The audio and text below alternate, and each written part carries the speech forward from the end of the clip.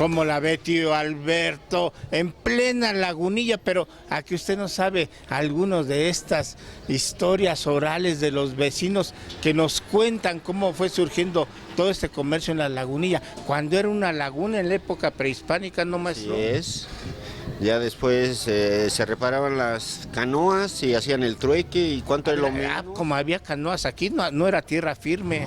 No, por eso es la lagunilla. Era una lagunita. Era lagunita de basura. Y luego andaban en canoa. No venían y los que no compraban nueva, se supone que aquí venían y cuánto, y lo menos, y esto. Entonces surgió ahí el cambalache, el rollo de cuánto es lo menos. Y cuánto es lo menos, y la lagunilla sigue igual. El mueble tanto, cuánto es lo menos, te dejo tanto, llegamos a arreglo y vámonos. O sea, el regateo. El regateo. Es muy tradicional de la Lagunilla. Es la base de la Lagunilla. Y todavía hay esa tradición. Es esa tradición, no. A pesar de que han salido varios comercios alrededor, la Lagunilla sigue siendo en calidad, precio y pues el trueque, ¿cuánto es? Oiga, ¿y cómo surgieron las primeras mueblerías o en qué calle fue? En Paraguay y Comonfort. Fueron las primeras, antes de que estuviera el Deportivo Guelatao, había un mercadito de un tianguis. No, era un estacionamiento, entonces el carro que se metía, como la ronda, te seguía. Y cuánto es lo menos y todo eso. Había como que jalan al cliente. Jalábamos al cliente. Eso fue en los años 50, 40 y tantos. Y ya le vendían el mueble.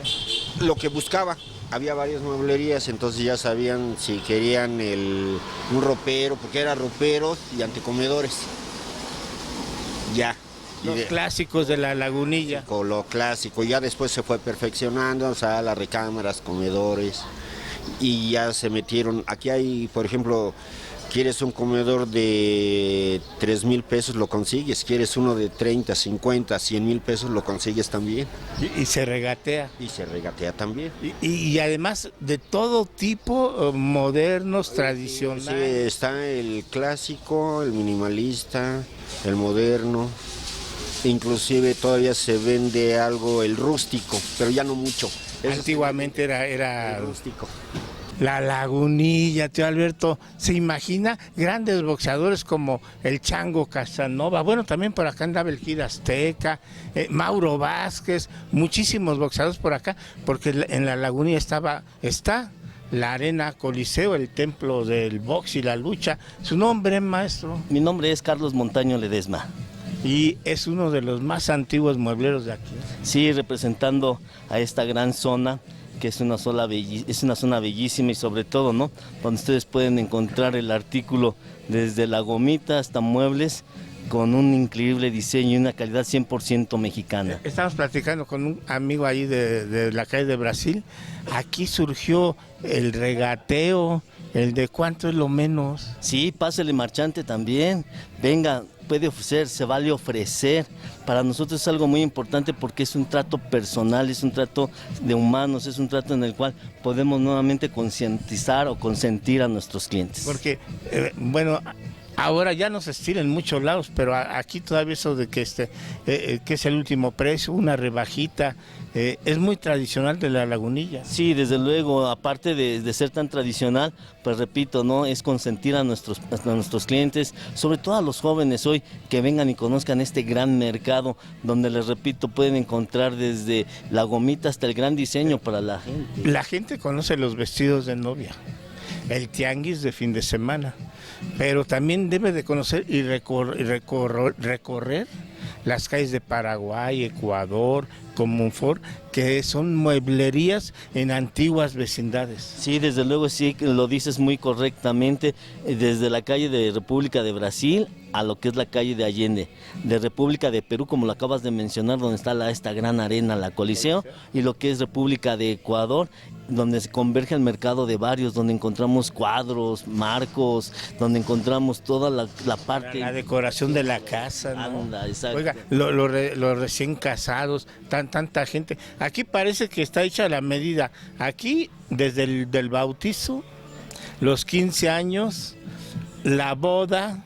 Hasta el juez cívico que ya tenemos aquí en Paraguay.